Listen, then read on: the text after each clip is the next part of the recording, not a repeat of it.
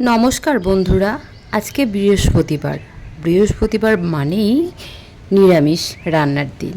আর সকাল থেকে চিন্তা ভাবনা করে দেখলাম বাড়িতে যা সবজি আছে সমস্তটাই তার বেশিরভাগটাই আমিষ রান্নার জন্য পারফেক্ট। তাই নিরামিষ দিনে কি করব সেই ভেবেই একটা ঝুড়ি নিয়ে চলে আসলাম ছাদ বাগানে। চলুন ছাদের থেকেই কিছু তুলে নিই আমার আজকের রান্নার জন্যে। এদিকে ফুলগুলো খুব সুন্দরভাবে ফুটে উঠেছে, আর ঝড়ের পরেও দেখুন আমার ছাদ বাগানটা কিন্তু বেশ ভালোই আছে, খুব সুন্দরভাবে কুড়িগুলো আছে। এখানে দেখুন খুব সুন্দরভাবে শাক হয়ে আছে। আজকে ভাবছি এই শাক তুলেই রান্না করব আমার নিরামিষের একটি পদ হিসাবে। তাই একদম ফ্রেশ টাটকা শাক তুলতে চলে এসেছি ছাদ বাগানে।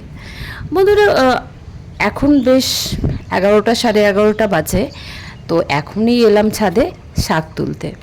আগে তুলে রাখার সময় হয়নি, আর এখন ভাবলাম একদম টাটকা শাক তুলে নিয়েই রান্না করব। তো শাক তুলছি। এইগুলো না আমার ছাদ বাগানে আমি ফেলিনি, তো আমার ছাদ বাগানে আমি বিভিন্ন রকম শাক চাষ করে থাকি। সব সময়ের জন্য কোনো না কোনো শাক থাকে। বর্তমানে 2-3 রকম শাক আছে, সেগুলো পরে দেখাবো আপনাদেরকে। আর এই শাকগুলো যেহেতু আমি গোবর সার ব্যবহার করেছিলাম আমার ছাদ বাগানে, তাই খুব সহজেই টবের গোড়ায় গোড়ায় এই ধরনের অনেক শাক হয়েছে।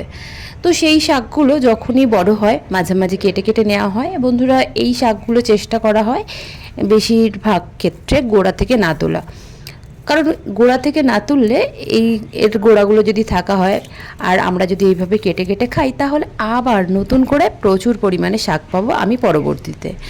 তাই চেষ্টা করছি বেশিরভাগ শাকগুলোকে কেটে নেওয়ার জন্য, গোড়াগুলোকে রেখে দিচ্ছি এই কারণে। আর বন্ধুরা, এই শাকের কিন্তু ভীষণ ভালো টেস্ট, কারণ ছাদ বাগানের শাক মানেই ভীষণভাবে অর্গানিকভাবে তৈরি শাক। আর আমরা দেখতেই পাচ্ছি আমাদের ছাদ বাগানের সবজিগুলো কিন্তু আমাদের কাছে অন্যরকম একটু প্রিয় খাবার, কারণ নিজের হাতে সবজি চাষ করে সেই সবজির স্বাদ তো ভালো হবেই। তো আমার মতো কারা কারা নিজের ছাদ বাগানে বা শাক চাষ করে খান অবশ্যই কিন্তু কমেন্ট করে জানাতে ভুলবেন না বন্ধুরা।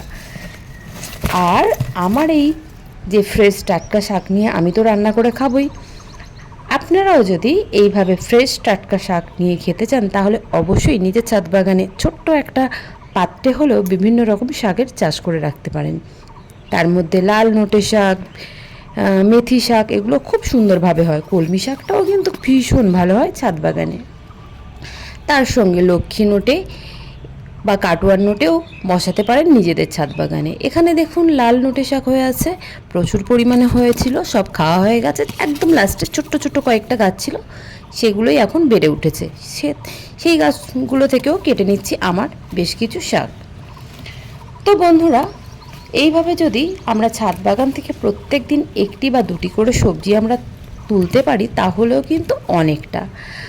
সকালবেলা বেশ কয়েকটি ভেন্ডি ছিল, তো সেগুলো নিয়ে গেছি, আর 6টা ছোট ছোট বেগুন তুলে নিয়ে গেছি। সেগুলো আর আপনাদের সঙ্গে শেয়ার করতে পারিনি, কারণ বেগুনগুলো অলরেডি খাওয়া হয়ে গেছে। তো বন্ধুরা, এইভাবে যদি আমরা ফ্রেশ টাটকা সবজি খেতে চাই তাহলে অবশ্যই নিজেদের ছাদ বাগানে তৈরি করতে হবে, আর ব্যবহার করতে হবে খুব সুন্দরভাবে কিচেন কম্পোস্ট আর গোবর সার। পরবর্তীতে আমি আবার নতুন নতুন ভিডিও নিয়ে আসবো, অবশ্যই সঙ্গে থাকবেন, পাশে থাকবেন। আর বন্ধুরা, অবশ্যই চ্যানেলটিকে সাবস্ক্রাইব করে পাশে থাকবেন, কারণ আপনারা আমার পাশে থাকলে আমার আগ্রহ অনেক বেড়ে যাবে। আর এগুলো কাটুয়ার নোটে শাক ছোটো অবস্থাতেই খাওয়া হচ্ছিল, বেশ কয়েকটি একটু ঝাড় হওয়ার জন্যে বসিয়ে দিয়েছি, সেগুলো ডাঁটা খাওয়ার জন্য, যেমন এইগুলো।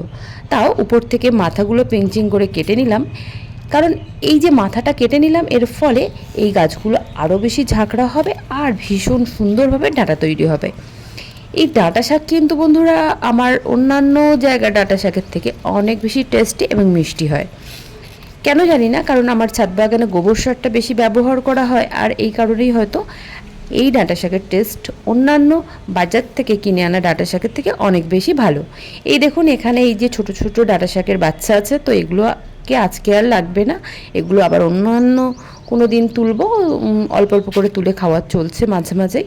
তো এই ছিল আজকে ভিডিওটি ভালো লাগলে অবশ্যই লাইক, কমেন্ট এবং শেয়ার করবেন।